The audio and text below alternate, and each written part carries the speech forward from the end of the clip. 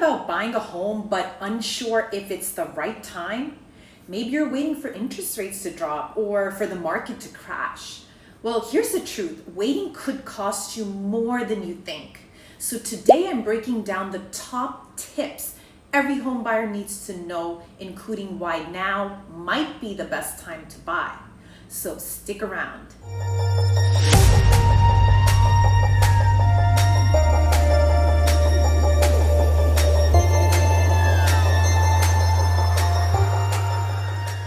Hey everyone, I'm Kina, a Los Angeles real estate expert helping buyers make smart moves in today's market. Whether you're a first-time home buyer or looking to upgrade, these tips will help you navigate the process with confidence. Tip number 1, never try to time the market. One of the biggest mistakes buyers make is waiting for the perfect time to buy. The truth is, there's no perfect time. Market conditions fluctuate, but real estate is a long-term investment. The real estate market is always fluctuating. What matters is your readiness. Interest rates and prices change, but timing the market perfectly is nearly impossible. For example, I've seen buyers wait for the prices to drop only to find interest rates rise, costing them even more in the long run. No one has a crystal ball and no one knows what the market will do.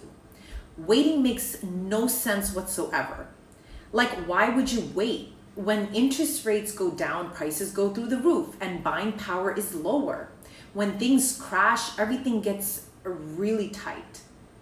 Doesn't make sense to time the market.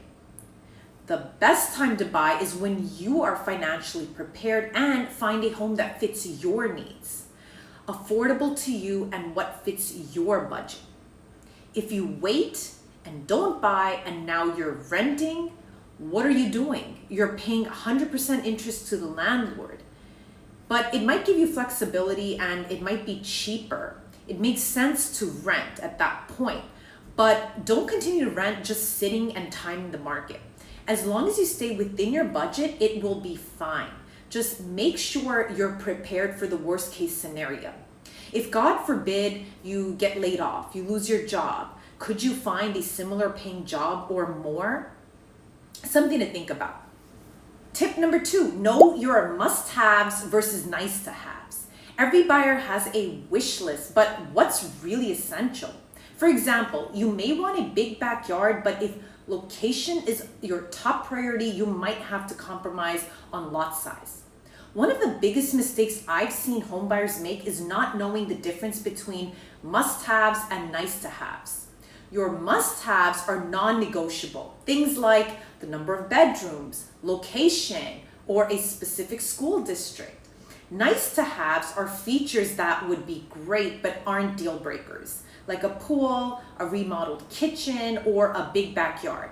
Knowing the difference will help you stay focused and avoid getting overwhelmed and make smarter decisions when buying your home. Here's an exercise. Make 2 lists, must-haves, which are the deal breakers, and nice-to-haves, which are flexible preferences. That way you can make your decision quicker and easier. Being flexible helps you find a great home faster. Tip number 3, work with a great real estate agent. Buying a home is one of the biggest financial decisions you'll ever make in your life. You need someone in your corner.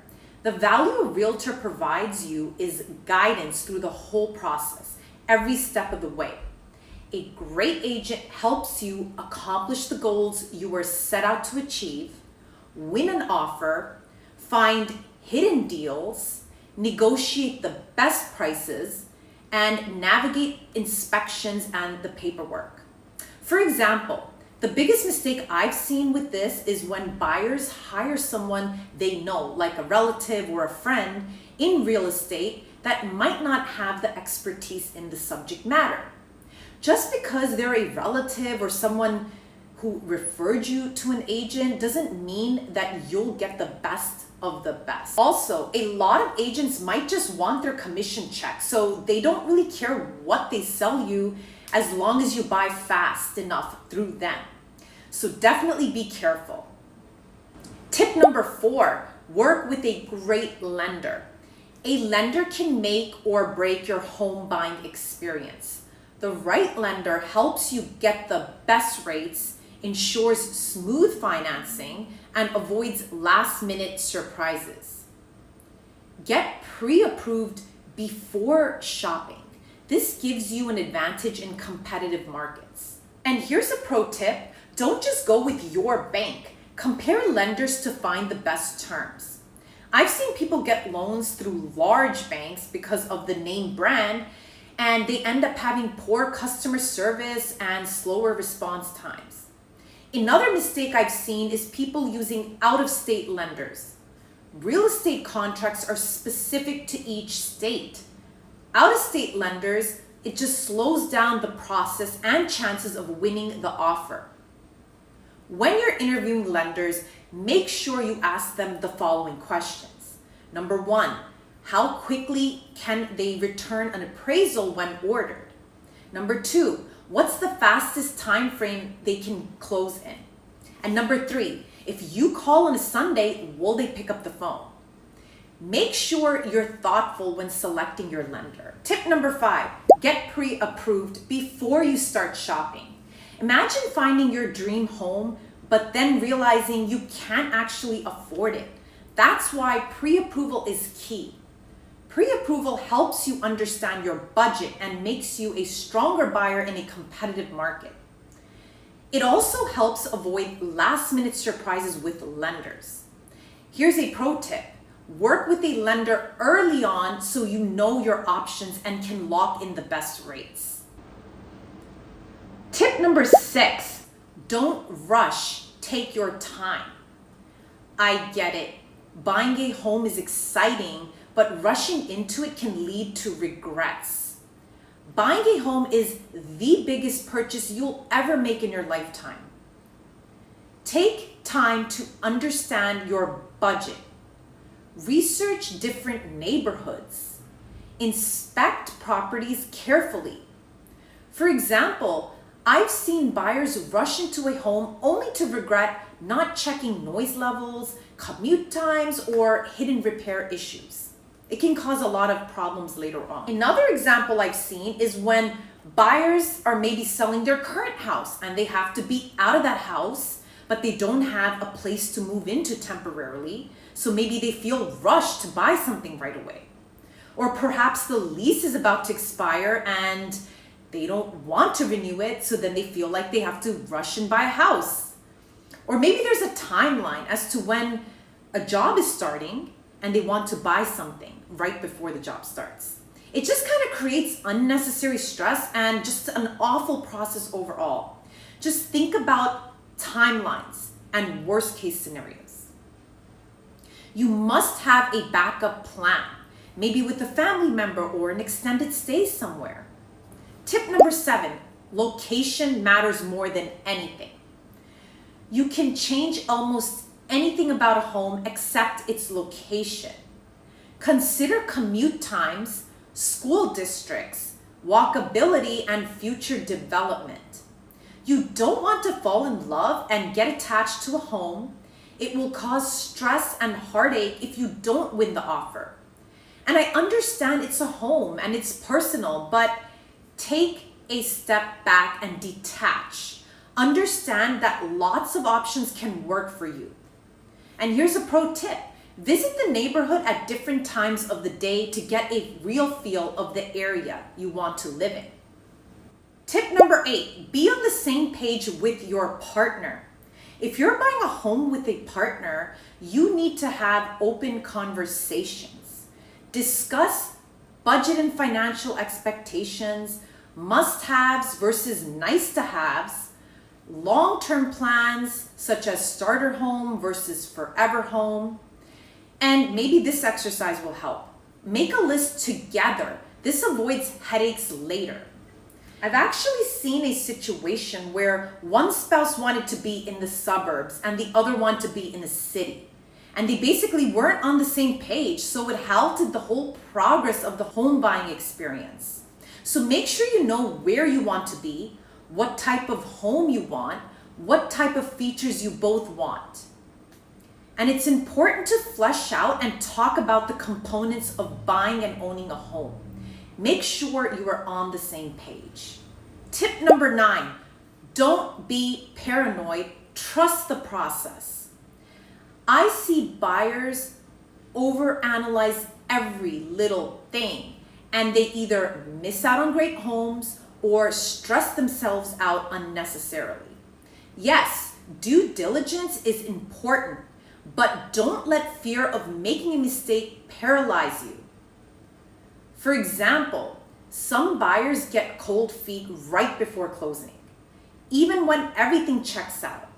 And if you've done your homework and worked with professionals, trust your decision. Look at disclosure forms, get your own home inspection, an inspector to take a look. Be aware, but also trust the process. It can affect negotiations and overall transaction if you're looking at everything as if the seller is out to get you. It's more common with investors selling a flip, but just don't be too paranoid. Tip number 10, view your home as an investment. Even if it's your dream home, think of it like an investment. Consider the following: future resale value, all the equity that you will gain from the home. Neighborhood appreciation, the increase in home value. Or potential rental income. If you were to buy a second home one day, you could put your current home for rent and collect that money. So, buying in an up-and-coming area might not give you your dream kitchen today, but it could mean a huge return on investment later. Just something to think about. The benefit to creating a detachment to the home is looking at it from an investment perspective. Tip number 11, know what home ownership really entails. Owning a home isn't just about mortgage payments. There are other associated costs you need to plan for, such as property taxes, homeowner's insurance, maintenance and repairs. Things will break from time to time. You might eventually need to repair your roof at some point, or maybe you need to change AC filters. And there's also HOA fees if applicable. So always budget for unexpected costs. You need to plan and have a reserve fund for repairs that will come up throughout home ownership.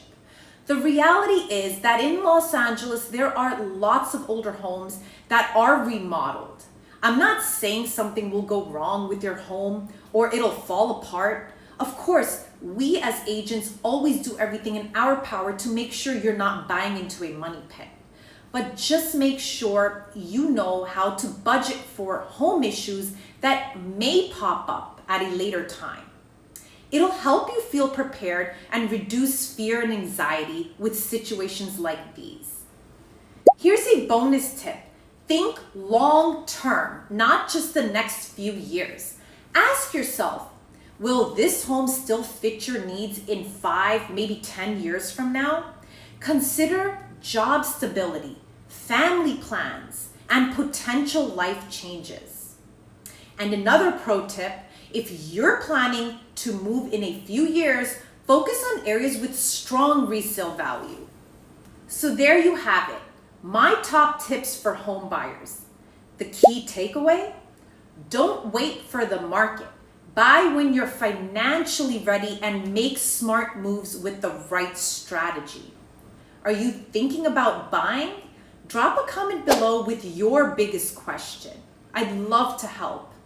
If you found this video helpful, don't forget to like, subscribe, and hit that notification bell icon so you don't miss my next video. Thanks for watching, and I'll see you in the next one.